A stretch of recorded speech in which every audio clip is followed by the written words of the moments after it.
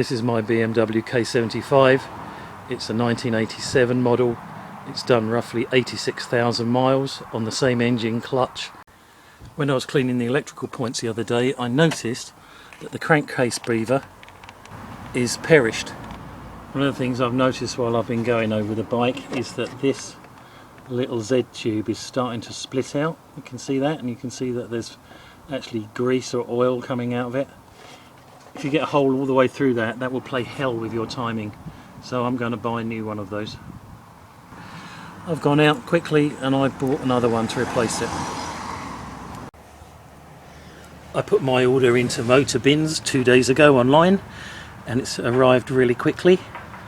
So hopefully in there is my Z pipe and oil to refill the forks.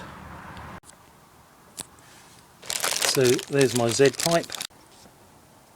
This is described as a breather hose for a K100 or K75. It's £13.25, which is considerably more than I paid for it 10 years ago. And this is the crankcase breather that passes fumes from the engine into the airbox. If this leaks, it really plays hell with your timing.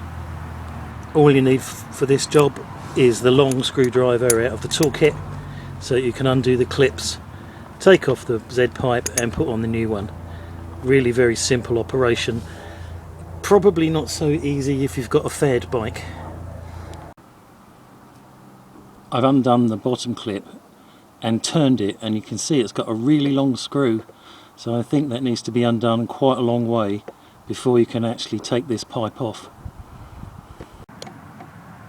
I've undone the top clip so it's loose and I can move it with my finger, and then hopefully I should just be able to ease that pipe off. It doesn't actually matter if you destroy this pipe because you're replacing it, but when it comes to putting it back, you obviously want to make it a really good clean job.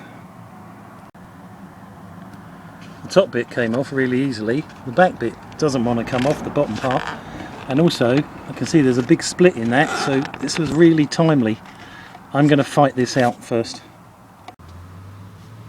The bottom bit didn't want to come off, and I've had to undo the clip all the way and then prise it off with a screwdriver.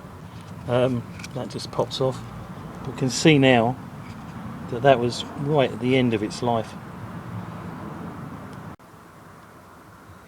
That was just about to fail. When it fails and the air starts getting in through there, the bike really plays up. I caught that just before it really started making problems. I've just put them together so that I know which way it goes on. Really annoying if you try to put it on upside down. Because the rubber's nice and soft and the clips are as open as far as they can be, that went straight back on. That was really easy. I just need to do those clips up nice and tight. I've done them both up, but the one at the back has ridden up. You shouldn't be able to see that bit of shiny metal, so I'm going to undo that, push it back on and do it again. That's all in position, and the trick with these clips is to do them up firmly but not too tight, otherwise they'll tear the material. That should last me another 10 years, I hope. I need to run the bike up to check that I haven't done anything horrible to it, and then I can ride it into its little shed.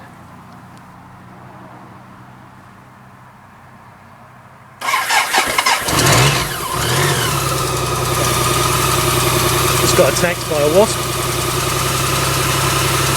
Bike's running nicely, so I'll just put it away, and that's that job done.